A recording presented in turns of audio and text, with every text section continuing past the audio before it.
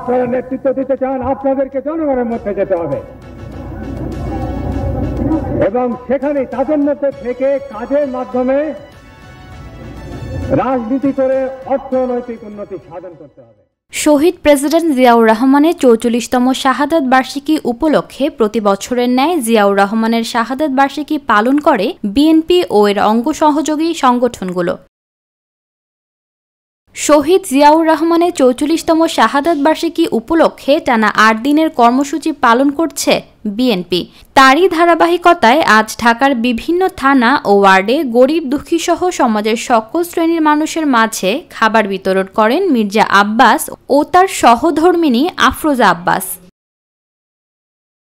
গত ২৬ মে থেকে শুরু হওয়া এই কর্মসূচি চলবে আগামী ২রা জুন পর্যন্ত।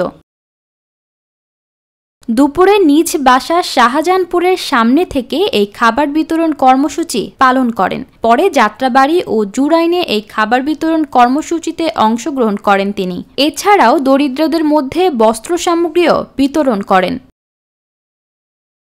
জাতীয় সংসদ ভবন চত্বরে শহীদ জিয়াউর রহমানকে সমাহিত করা হয়, যা বর্তমানে জিয়া উদ্যান হিসেবে প্রতিষ্ঠিত। জিয়াউর রহমানের প্রতিষ্ঠিত বাংলাদেশ জাতীয়তাবাদী দল বাংলাদেশের অন্যতম বৃহৎ রাজনৈতিক শক্তিতে পরিণত হয়েছে। শাহাদাত বার্ষিকী উপলক্ষে আলোচনা সভা, পোস্টার ও বিশেষ ক্রোড়পত্র প্রকাশ, কালো ব্যাজ ধারণ, কালো পতাকা উত্তোলন, জিয়ার কবরে ফুল দেওয়া ও ফাতেহা পাঠ করা হয়।